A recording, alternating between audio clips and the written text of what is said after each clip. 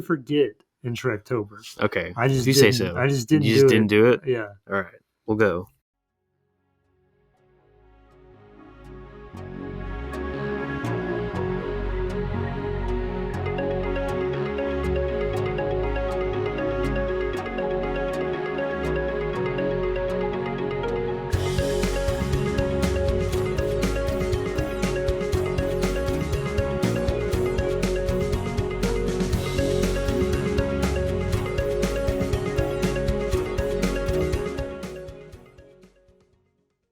Hello, everybody, and welcome back to Al Pacino's Prison Scene. This is our podcast where we talk about movies that objectively have no deeper meaning, and we think about it.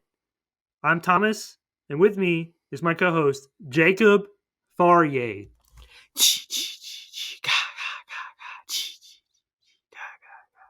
All right, so you read the title probably. You maybe not. Maybe you're illiterate, and that's why you listen to this podcast because you can't read. But you can't read the subtitles or the captions, so you don't know what the movie's about. Nope.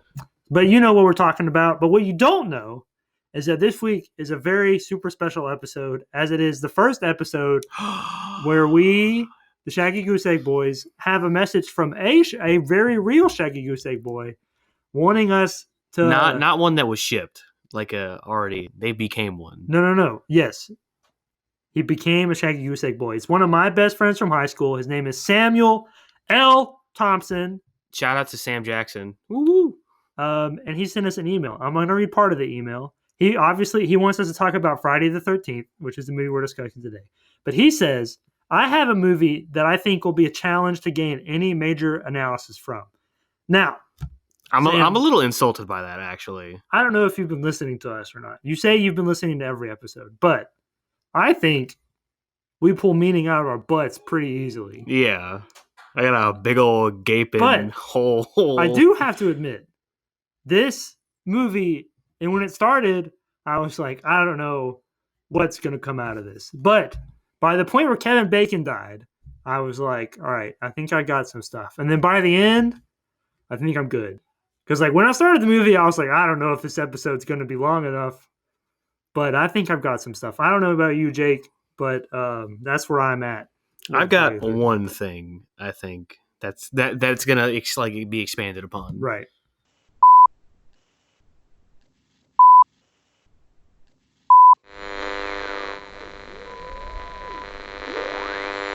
Calling all Autobots, this is Optimus Prime. The Decepticons are back at it once again. You know, Megatron, I don't know why we have such beef. Back on Cybertron, we were brothers. You were a good guy. But we came to Earth, and you got different. I don't know if it's a girl or... It doesn't matter. I don't like this movie anyways. So, you know the drill. You have been warned. Autobots, roll out! So, had you seen this movie before? Oh, yeah. All right. So, for those of you who have never seen the original Friday the 13th, it probably doesn't go the way you think. If pretty much everyone, I would say, is familiar with the franchise, even if you've never seen the movie. Are you about to do the recap? Maybe. Well, let me do the recap right quick. Well, okay. So some teens are at a camp on a lake, and they do some naughty stuff, and they die. And they get murdered, actually. And then one girl does not do naughty stuff, and she does not die. The end. All right. Well, it's a little more nuanced than that. But, you're right. You're right. Naughty, die. Naughty, die. Naughty, die. Not naughty, not die. What I was going to say was, most people are probably familiar with the Friday the 13th franchise. So you would assume that Jason is the killer. But in this movie, he is not. And so Jake left that out of his very eloquent recap. The killer in this movie. So first of all, I have not seen very many slasher movies. It's pretty much just this and Halloween. And I've seen Nightmare on Elm Street, but I don't consider that a slasher movie. I think that's like its own animal. But I think that this movie had the camera work is very good, like horror camera work. Because even though it's static for the most part, a lot of the shots are like from the perspective of as if someone was watching someone from far away. and I think that adds to the creepy atmosphere. I just wanted to point that out. Well, that's kind of what like Evil Dead does, except in a more horrifying way. Yeah, but Evil Dead's different because it's like so weird and wacky and like cut off my hand. True enough. But this was more uneasy. I mean, I do think Evil Dead is scary. See, I don't think this movie is scary, and I wrote this down, but like 1980s maybe, but now like it just does not hold up well in like the horror genre. All right, so I'm gonna do Jake's recap is good. I mean, that's like the gist of the movie, but I'm gonna go a little bit more into detail, just a little bit. Okay. So there's a few plot points. There's this crazy guy named Ralph who keeps like showing up, and everyone's like, Ralph, he's crazy. Don't listen to him. Is that the beard guy or the mustache guy? I don't know. It's the crazy guy that was like in the pantry for some reason. Oh yeah. And then throughout the movie, everyone's like, don't go to the camp. And then at the end, once everyone has died, you have Alice who runs into Mrs. Voorhees, and you learn that several years ago, a boy drowned. And he drowned while some camp counselors were making love. And his mom was unhappy. So the following year, the mom killed 2 camp counselors. And so that's why she doesn't want the camp to reopen, because she is presumably traumatized by her son drowning. And so at the end of the movie, you meet Mrs. Voorhees, and then Alice kills her, presumably. And then Alice goes out on the boat, and then Jason jumps out and grabs her, pulls her underwater. Then it was all a dream. Or was it? Well, no. Wait. At the end, didn't they say that she was in the lake? Yeah. But they also said there was no boy. Oh, well, true. Well, he definitely was not a boy when she got roped down into the depths. Or was it? But that's the only real like thing I would add to the recap. But I do want to point out, it's not Jason. It's Jason's mom. Because the first time I saw this, which I've only seen it. Well, and I think that's supposed to be like the kind of like idea is that it's Jason. That's where like the twist comes in that it's not Jason. Well, but it wouldn't be a twist the first time you've seen it. Like when the movie was first released, there wouldn't have been like the stigma that it's Jason. Well, there was a movie that came out before this one called The Orphan. Okay. I don't know anything else besides that. So. Well, because Jason, I think he's in the second. I've only seen the first 2 movies. I think Jason's the killer in the second one, but like obviously they're like 20. There's 13. And because there was a reboot that was like, this is the 13th one, or maybe that was the 12th one. I don't know. There's a few.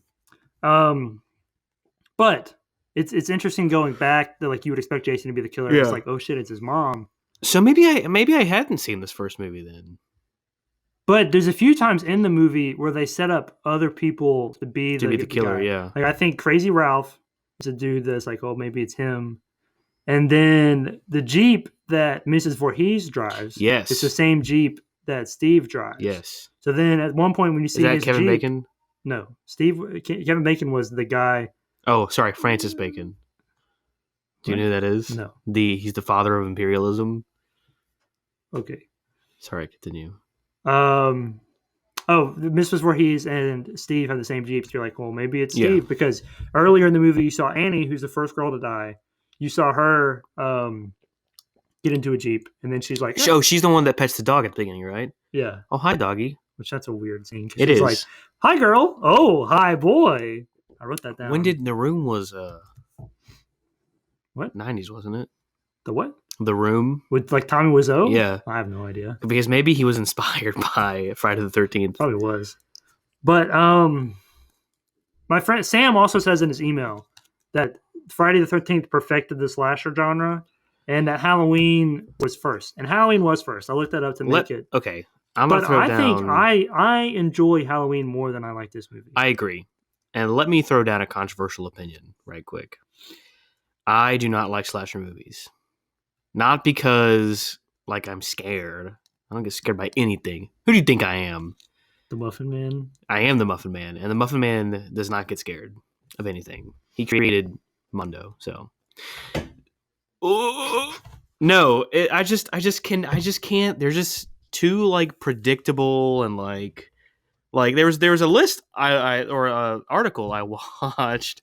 You watched an article? Yeah, that talked about the slasher genre, and like it was talking about how like the killer is like always invulnerable, and like no one can stop him, and like there's this obvious like strand of people who die because of. Do you want to fix this right quick? Nope. Okay. This string of people who like if you do drugs or if you do the naughties with your bits, and then you're gonna die. And then there's always the person who doesn't die. Well, on that, before I started this movie, and when Sam sent this email, like way back whenever he first originally sent it, I already knew. I was like, well, I know the deeper meaning of this. It's that sex is bad, and like that's literally the first thing I wrote down. I wrote that down before I started, because she's because in my memory she's killing them because they're having sex, but it's a little bit deeper than that. It's really like she's killing the counselors because of because of what happened to her kid. But then initially, the first kill was two counselors who were making love, and then when Jason originally drowned, it was because someone was making love. So like that was initially when I read this, I was like, well, that's the meaning, but like, how am I going to talk about that for an hour? But I think there's a bigger picture meaning that I think that folds into. But before I go into that, I'm going to let you speak on the sex Well, let me thing, just say if you have that anything to say. I actually don't think it's any deeper than sex is bad, at least in a general stance. I think that, so whenever we talk about like a horror movies are generally exploitive. Is that a word? I don't know what you mean by that. They exploit like society's fears. I think it would be like exploitative. I think that's a word. Exploitative. All right. Exploitative. They they make society's fears like known. And so I did some research about like what like was going on that was super scary in like the 1970s, the 870s or the late 70s, and just kind of see what people were scared of. And I don't think that any of that really connected. I really do think that this is a like a religious like film. How so? Well, just like in what the kids do and in what happens. But how is that religious? Well, just like in the way that like, sex before marriage is a sin. That's bad. Smoking that dank kush is a sin. Die. In that sense. Okay. Well, I have a few things, but I'm gonna keep going down the sex is bad trail. So obviously that's where it started, and like if you pay attention in the movie, it seems like she's killing them because they're having sex. Yeah. But really, only one couple has sex in the movie. It's the first Kevin Bacon. Oh, okay. And yeah. Marcy. Well, but what about the bunk guy? The guy that's on top of the bunk. So Annie is the first person to die. Dog lady. And she like got in the car and then was like, "You drove past Camp Crystal Lake." And then she's like, "I'm gonna jump out. You killed me." Which also I watched this on TV, like recorded. So I think all the deaths were like cut. So you didn't see Kevin Bacon's girlie's boobies? No. Ooh. But like I've seen the movie before, so like because I love the Kevin Bacon death scene, and like I was like, that's not right. So I think a lot of like the blood splatter and like beheadings and stuff got cut out in the version I saw this time, which is kind of a bummer because like it's a slasher. That's like the best part of the movie is seeing the kills. What was I talking about? Oh, so Annie's the first one to die. So obviously she didn't do anything wrong. She was just being a counselor. Then you have Ned, who's the dude that was in the bed. Ned! Which, hold on. I wrote down. The bunk bed above Kevin Bacon and his girlie? Yeah. Where is it? I don't understand. Okay. You found so I wrote down, because I was trying to figure out, like, why would she kill those people if the thing is about having sex? Yeah. And the broader thing is just that she is so traumatized by what happened that now she perceives all the counselors as being responsible for the death of her boy. It's like it doesn't matter what they're doing or not. So All right. Okay. It doesn't matter what they're doing or not. It's just the fact that they're counselors. They need to be killed. But as far as these first two, Annie, dog girl, Jeep girl, and Ned, who is the dude Ned. who was like pretending to be an Indian chief, and the police officer was Okay. "Hey, stop that!" So Mrs. Voorhees mentions to Alice, who's the girl that survives, she mentions to Alice that she was the cook back in the day, and then Annie was going to be the cook this time. So that's why she died first, I think, is because Annie was the cook and Mrs. Voorhees was the cook. So there's like that dualism there. And then as far as Ned, he pretended to drown just so like he could get a kiss from a lady, kind of like, is it the Sandlot where that happens? Yep. And so that could have been seen by Mrs. Voorhees as him making fun of Jason, even though he never would have known Jason, because that's how Jason died. Yeah. And then it was used in an exploitative way to get a sexual act. Kissing is not sex, but it's along those lines. So it is still there, but not everyone was killed because they were explicitly sexual. But now you can go to what you were going to say if you remember. I don't. Okay, but I can talk about like why it's more religious, and it goes beyond than just sex. But I remember now. I kind of remember. What were you talking about? Well, I said that it was just because they were the but what were we talking about? Dog lady. Because there was something you said that made me think, because one of the things that people were scared of was like racial upheaval. And like how like things were changing, and like in terms of like, I'm white, I'm better than you, you know. Well, that's the subtext in like Night of the Living Dead. Is the zombies are supposed to be like colored people. Yeah, which I've never seen that, but I'm just aware. That's the one where the arms come out the wall, right? I don't know. No, that's a later movie. That's shown in Stranger Things 3. That's what I'm talking about. I know, but it's not Night of the Living Dead. It's in that franchise. Okay. I think it's the third one. You said something though. Well, I was like talking about how she's killed them because they're counselors, and then that's when you were about to go off on something. But okay, so maybe it's one of those things where like now she just groups them together, like she stereotypes them. Yeah, and so that could be like a hint, a little kiss at like that, you know, that racial. You're talking, man. That I know. I'm trying to think of the word. That racial subtext. We'll go with that. And then you said like the one guy was acted like a chief, and so maybe that's that too. Are they all camp counselors? I mean, they were all working for the camp. Okay.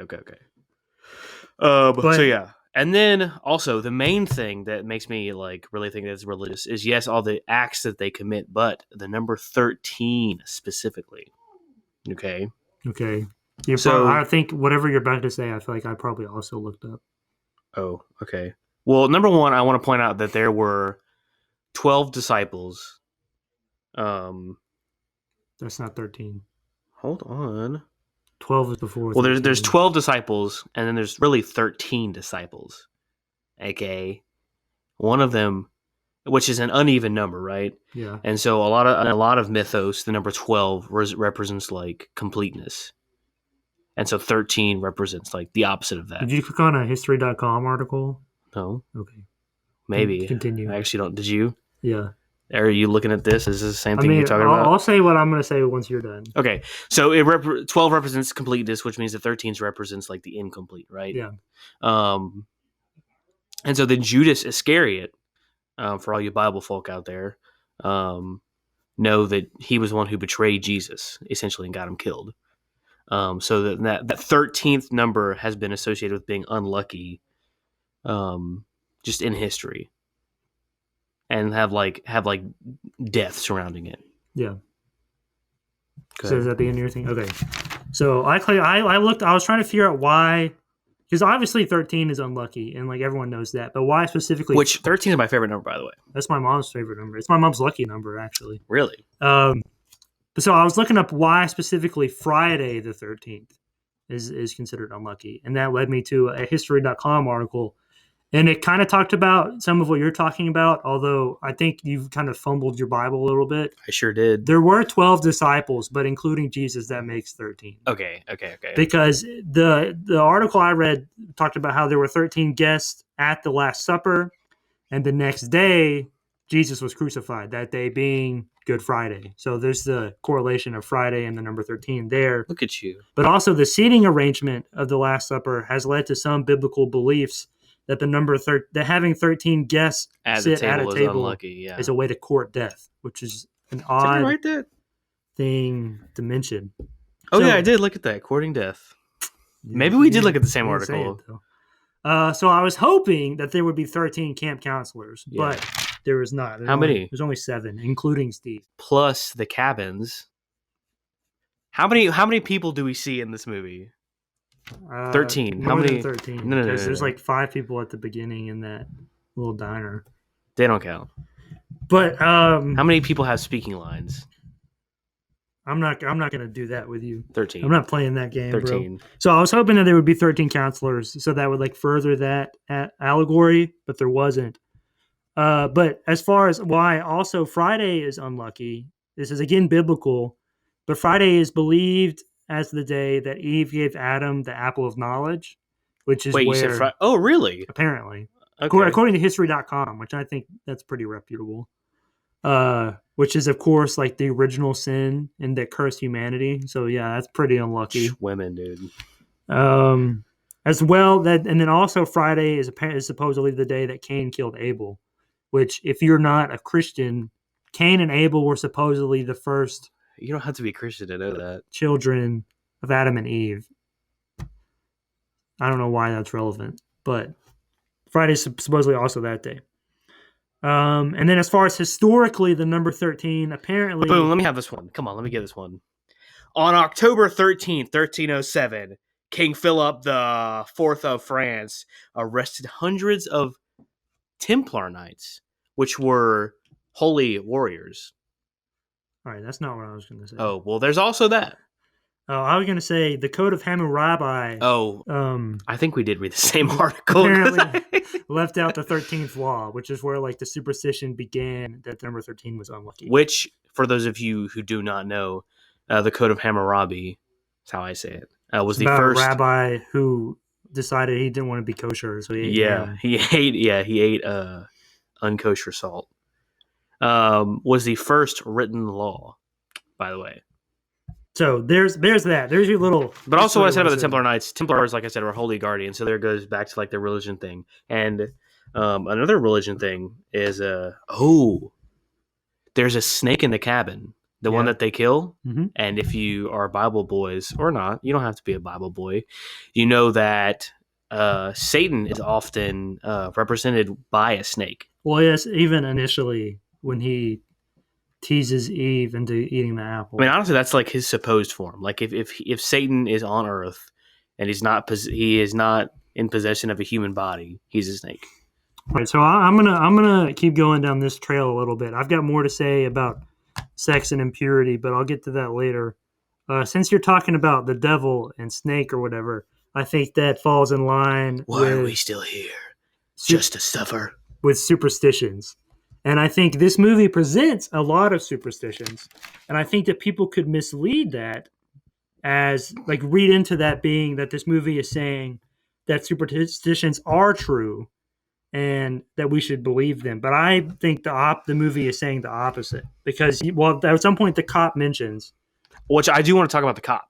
Wait, which cop? I'm talking about, all right, The one on the motorcycle. I'm not talking about that one. Okay. I'm talking about the one, Steve, who's like the camp leader who like hired everybody. His car broke down or something, so the cop's driving him home. And the cop mentions how that's not only Friday the 13th, but it's a full moon, and supposedly like crime goes way up on the full moon. And he says that it's just the way people act.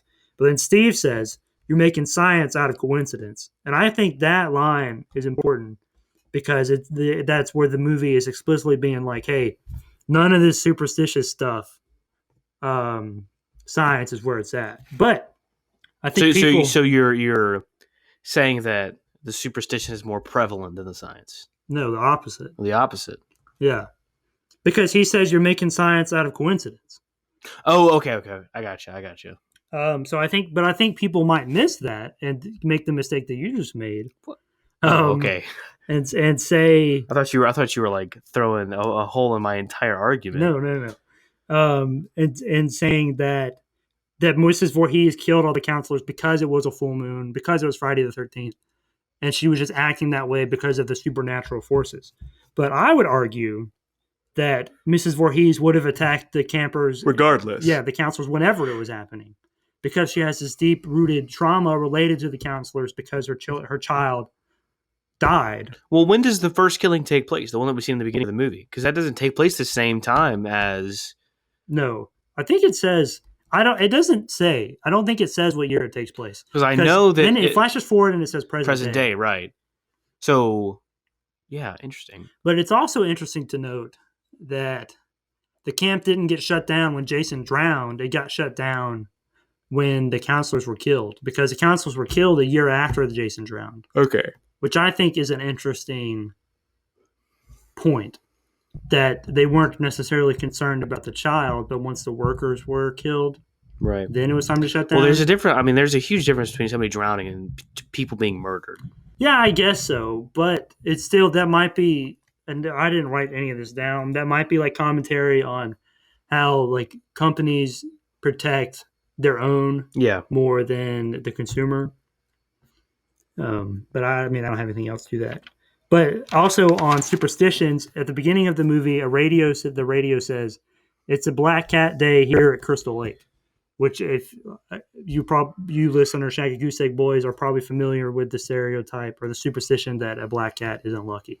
So that's just, again, the kind of like setting the stage for, hey, everything's going to go wrong. And then even once Annie, Dog Girl, goes into the restaurant or diner, whatever it is, everyone's like, don't go to Camp Crystal Lake. So the superstitions continue. The cop I want to talk about. So you're kind of talking about superstition more than like religion or Christianity. I'll make it specific than kind of I am. Because there's no examples of Christianity in the film. Well, you're right, but I think it is very representative. Well, I was saying like, I'm not making a point about like Christianity necessarily, but I'm making a point about like that kind of what was going on in this time. There was a lot more like Christianity going about, and like this was the time of like heavy metal and like death music is Satan's music or whatever. And like we mentioned Stranger Things earlier, I'll mention it again. That like, do you remember at the end of season 3 when, spoilers, Hopper is dead and like they're doing like the news thing and it's like, welcome to hell. A lot of strange occurrences because Dungeons and Dragons and rock music. This is kind of like that. That was like 85 though. It was 83, 84. No, because 84 was season 2. Because that's when Ghostbusters came out. 85. Ghostbusters is in is in season 3 because they're in the movie theater. That's Back to the Future. What did I say? Ghostbusters. Oh, they wear Ghostbusters costumes in season 2. Oh yeah. Well, but still, this has been going on. It's not like that only happened that one year. Like this is something that's been going on. I know, but this was 1980, so I'm saying potentially it could have predated that. Right, but I'm saying that this was happening. I mean, it wasn't just like this was happening all the way in the 70s. Like it wasn't just a thing that was happening in the 80s. Okay. Because like around the 50s is when like. So what's your point? My point is that this movie is like supposed to like scare kids into not doing naughty stuff. Okay. You're not gonna. You don't have anything beyond that. Not necessarily. Okay. Well, I will concede that a lot of things in this movie are overly sexualized, but it's not just the kids that behave that way.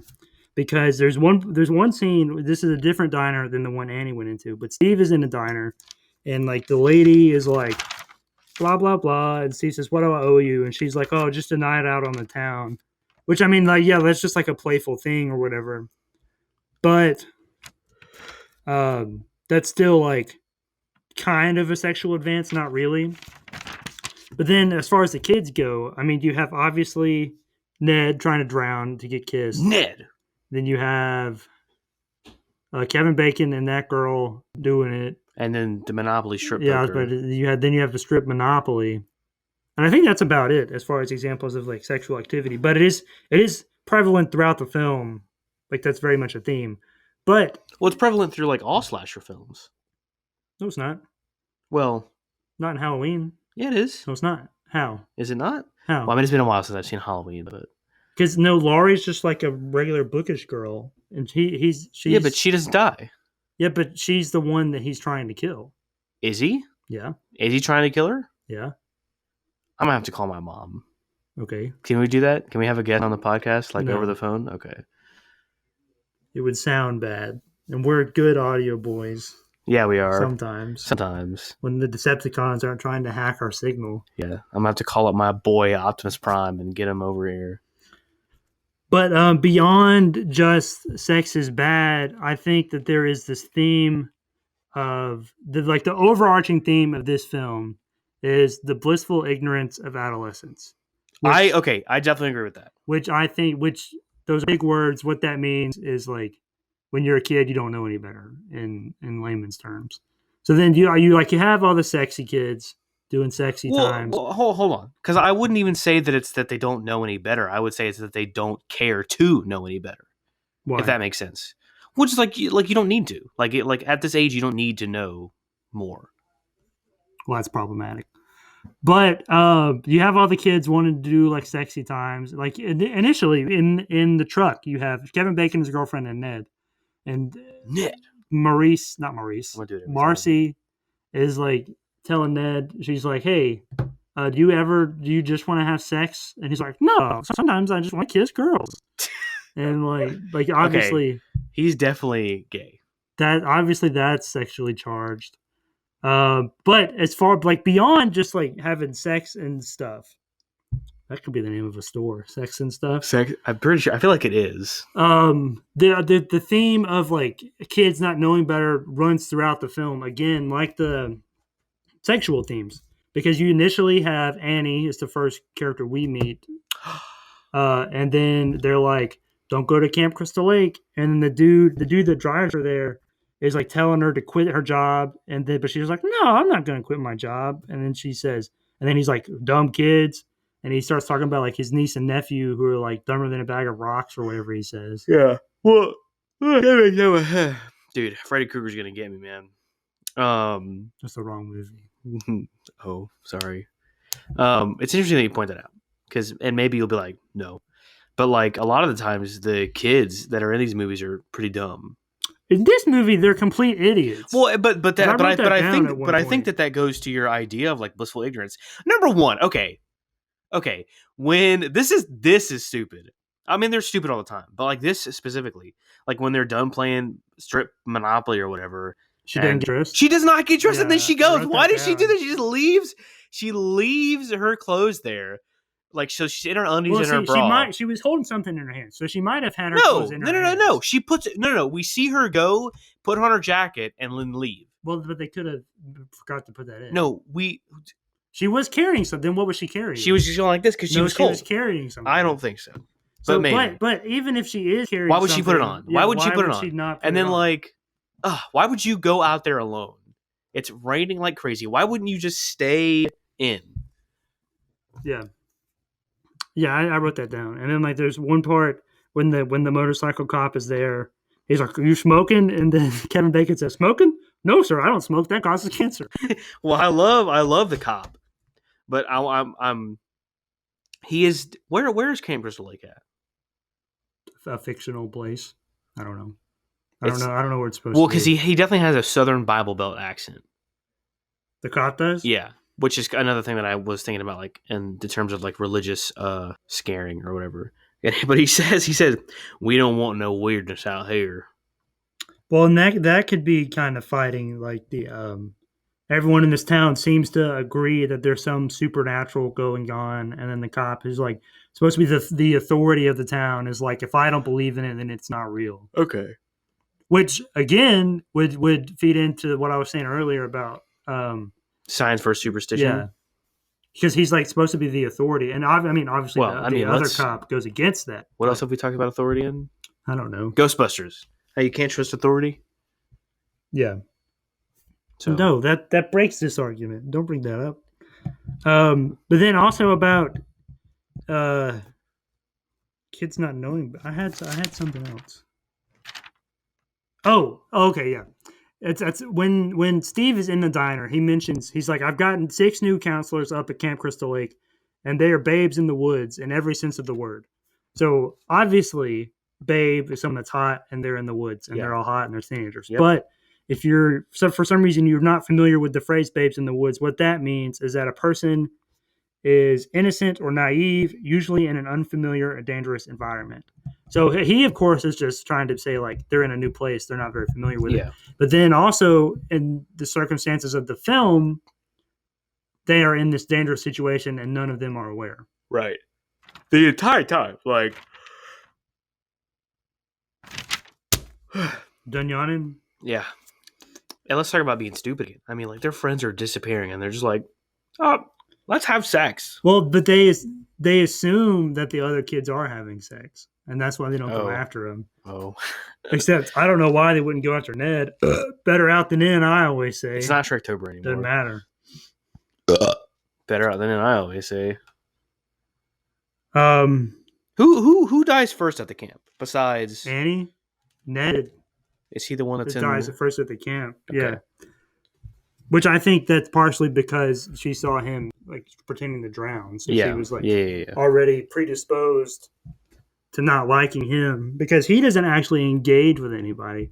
But there is that part where he's like watching Kevin Bacon and Marcy do something like kiss or something. Well, and this is why I say it goes beyond just having sex.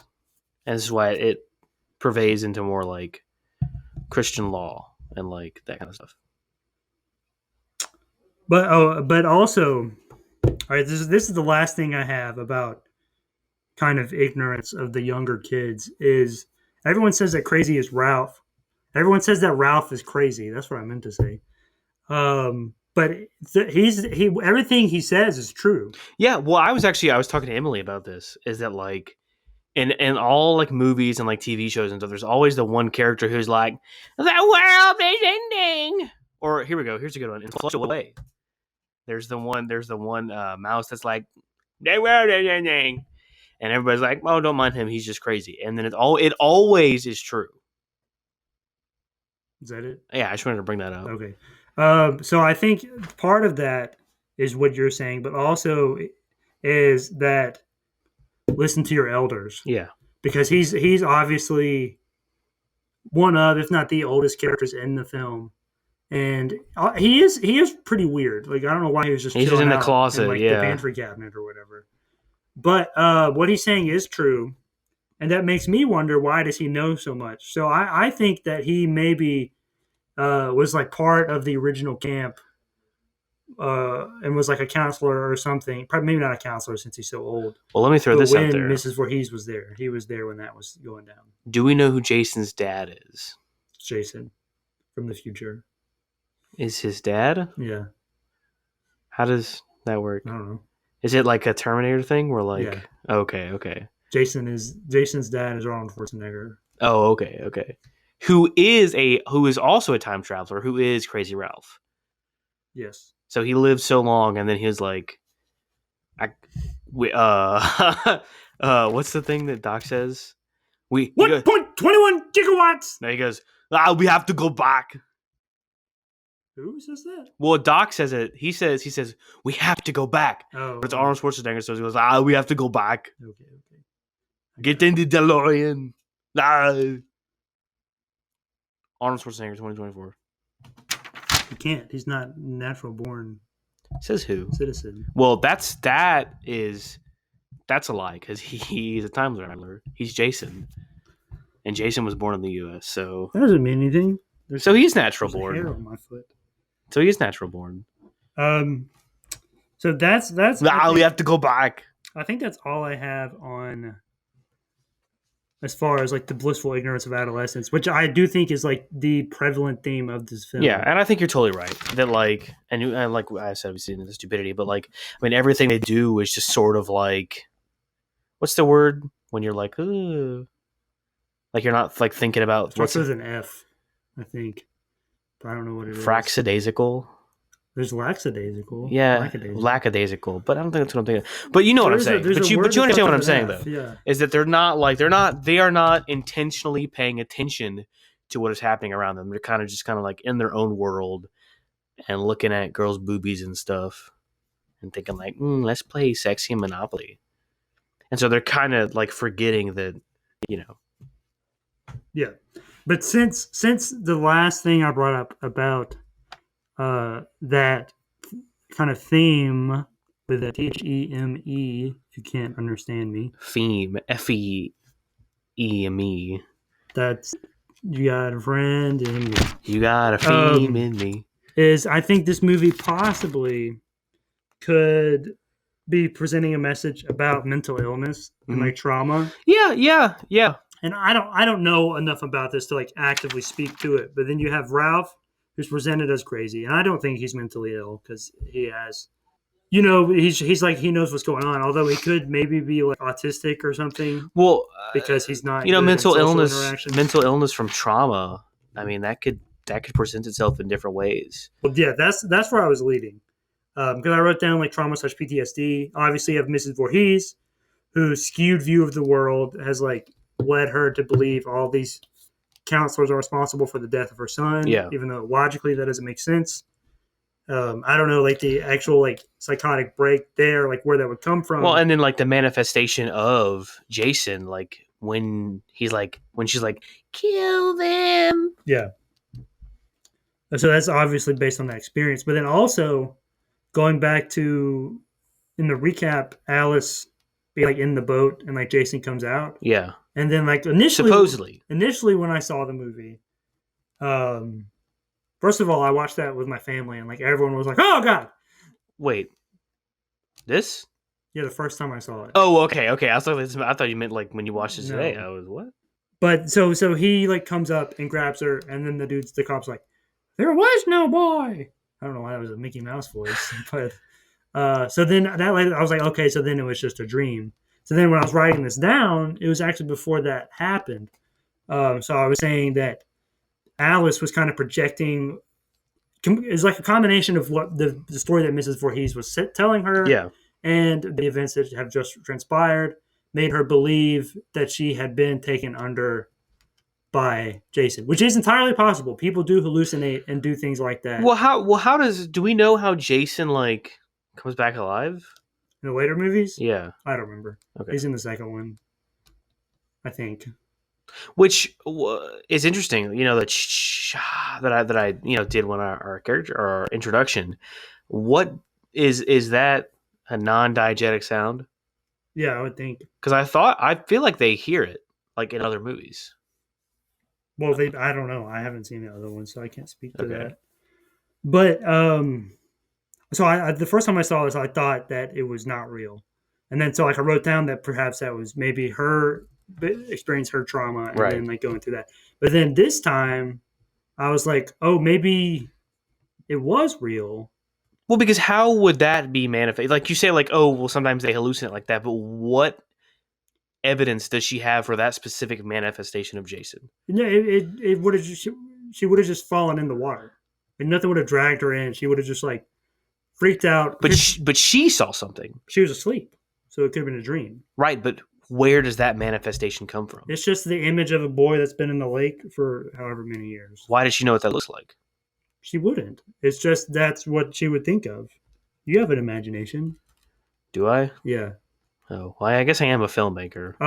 But then the one thing that points to that not being real is that there was a cop standing there, like when it happened in the edit. That's what it looks like. So then if a cop saw that happen, then why would they be like, oh, there was no boy? Well, which cop was it? Was it the mustache cop? I don't know. Because if it was the mustache cop, then he might have just been like, you know what? I got to keep the secrets, who's the mustache cop? The one who was like, we don't want no weirdness out here. The motorcycle cop? Yeah. Okay. Not the diner cop. Mustache cop. I mean, I think it was real. Why? I don't know. No, I just got a feeling. You gotta have a reason. Well, just because in the later movies that like, well, did they have a plan for more movies when this one came out? Then I don't know. I mean, I would say basically every movie, if you read the history, every movie in the Friday the 13th franchise was intended to be the last movie. Oh, I think I knew that. And then someone else was like, I'm going to make another one. And I feel like the same guy did make the first two, but then beyond that, it's like a different person every movie. I mean, just like the thing I was saying, like, how, like, why would that be what she saw? Like, the evidence for that being what she saw just doesn't add up to me. It's just a manifestation. Well, manifestations are based on like things that you already know, like and how they look. Well, you can imagine like a dude that's been underground for several years and he comes out. Yeah, but that would and what be he look like. based on something already. That would be based on something that I've already seen. So what did she see? She can just. What do you mean to be based on something you've already seen? Well, like a zombie, like when you think of a zombie, you think of what a zombie looks like based on the other zombies you've seen. Yeah, but you would know. She would know what like a rotted body looks like. Would she? Yeah. Why? Why would you not? Just think of a body and then think of it rotting. But if she's never seen something like that, How do you know she hasn't? that's why that's what I'm asking. Because I'm trying to pinpoint like where. So you could have just seen it like in a movie or something. I guess so, but see, that just seems like a cop out to me. Like, oh, you know, Well, how do you know what a zombie is? because I've seen zombies. No, that's a cop out. No, it's not. But I mean, there's actual evidence. Also, it's a movie, so you don't know. But like I have evidence. Like I could name movies that I've seen, but there's no. I mean, it's purposely ambiguous, and so at the end of the day, it is just going to be like, well, this is what I believe. This is what you believe, because there is no real evidence that I think leans to either way. I think you're supposed to believe that she's gone crazy. And I think that is the correct statement. I think that is supposed to be like what you're supposed to think, but I also think that she's not crazy. Well, I think that I've worked through all my notes. Because why would she manifest Jason? Why wouldn't she manifest Mommy? Because she just killed her. Yeah, but if it's PTSD or like that kind of trauma, then that is often like you often see what you're afraid of. How do you know that? Well, because that's psychology. How do you know that? How do I know that? Yeah. Because I took a class on psychology When? last semester. Well, I'm in it right now, and I'm not sure. Have you gotten the PTSD? Yeah, we that was the last unit we did. Oh, well then. I mean, I guess media depictions of what PTSD is. But how do you know that's true? How do we know anything's true? Exactly. What's real? Maybe it's all a dream. Maybe this is all Mama Voorhees like in an insane asylum, like wishing that she was doing this. Because what evidence is there that this is real? That this actually happens within the movie? Because it's a movie. And that's the movie we're watching, and then there's more movies that Mrs. Voorhees is not in. That's because she had a mental attack or something. Okay. That's what I'll say.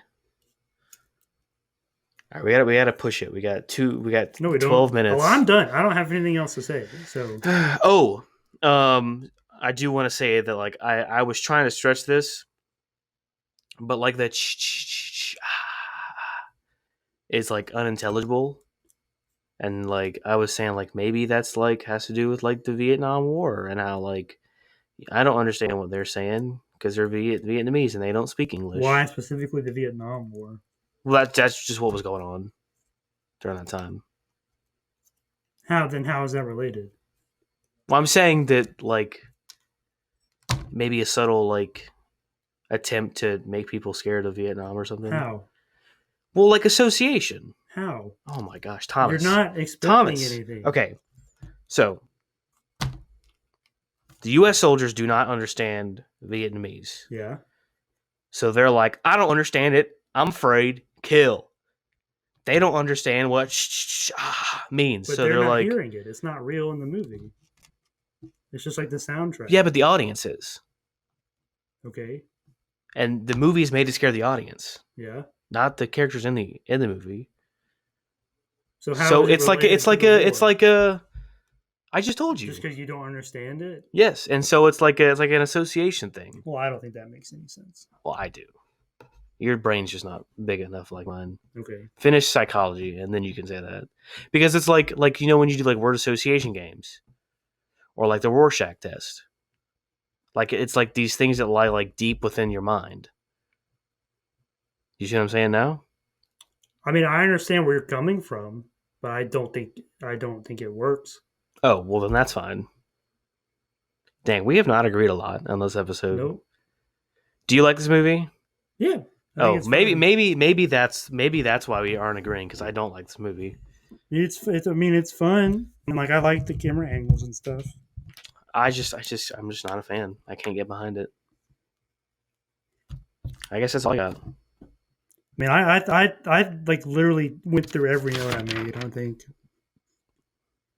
which this is the first time I've done that. So yeah, I think that's it, Sam. I think we got some stuff out of this, so take that, buddy.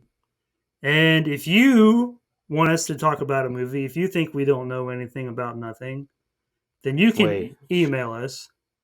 Wait. Don't know anything about nothing. Yeah, if you think we don't know anything about nothing. I mean, I know a few things about nothing. No, you don't. Oh. You don't know anything about nothing. I don't know anything about anything, but No, I do you know don't- something you don't about know, nothing. You don't know anything about nothing.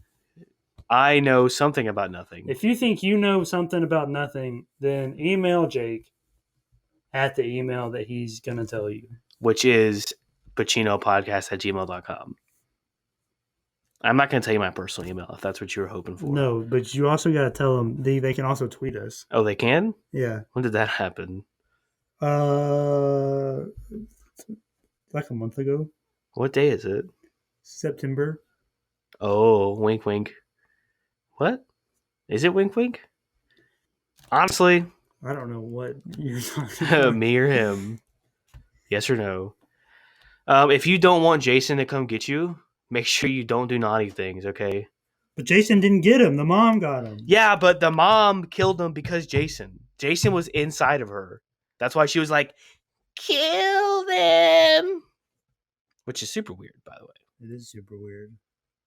PacinoPod at twitter.com or however you say it. Tweet us at PacinoPod. At PacinoPod. On Twitter. Oh, wait. Forgot to do the blow up. We're not done yet. I know, but we're supposed to do that before. Oh, okay. Reverse. I mean, nobody blew up. Nobody did blow up. Did something blow up? Did lights blow up? Lights turned on at the archery range. I mean, that's something. I don't know. I don't know what to give this. I mean, 0.25. So usually I'll be like, oh, there was a whammy zammy. That's something. But in this didn't even have that. There's a lot of stabs. Blood went kind of like. See, but I also mind the version I saw like cut all that out, so I have no idea. Well, I saw that. I saw the. So what would you say? I guess. See, I don't know if I can give it anything. You have to give it something. Then I guess 0.25. I don't. All right, you know what? I'll give it a 0.75, so we make it a 0.5. A nice clean number. Does that work? I feel like that's too much. I agree. You know what? Fine, 0.25. I just can't. You know what, Thomas? I'm tempted to give this movie a 0. That's what I'm saying. So I don't even know. It's like, even though arguably people are psychotic in this movie, they don't even like emotionally blow up at each other. Well, there's no character development You whatsoever. just have Alice being like, "Rah!" Oh, there was something else for me to say. Alice is the only person who doesn't want to be there. Is the only one who survives in the end. Does she? Yeah. I mean, I guess she lives, but does she really survive, or is her mind gone? According to you, it's not. Well, then she survives. But according to you, it is. So does she survive? I'm asking you if she survives. Yeah. Okay. All right. But She can keep living. That's not an explosion, though. No, it's not. You know what? You know what? You know what? You know what? You know what? 0. I hope that didn't just 0. jack everything up. I hope not, too. 0. I feel like it may have. Well, then I can definitely say without a doubt that this is the lowest. Yeah, for sure. On the ready or not scale. So are we saying 0? I think so. Dang. Are we even allowed to release this episode? With a 0? Yeah. Because 0 means nothing. But we don't know anything about nothing. So then can we? Somebody's got to know something. Well, I guess you're right. All right, if you know something about nothing, email us at the email that Jake has already told you. No, I don't. What are you talking about? I never But he's said got to it. tell him now. We rewinded. PacinoPodcast@gmail.com. Or we have a Twitter if you want to see some funny videos. When did that happen? September. I gotta redo it all again because we rewinded. September. What day is it? September. I don't know what day it is. Twitter.com. PacinoPod. PacinoPod at Twitter.com. And I think that's it. Should we just go like this? Oh, Stout and Sauerkraut. I forgot about that. Oh, Stout and Sauerkraut.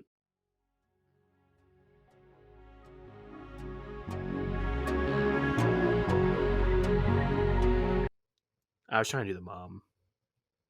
The what? The mom. Oh.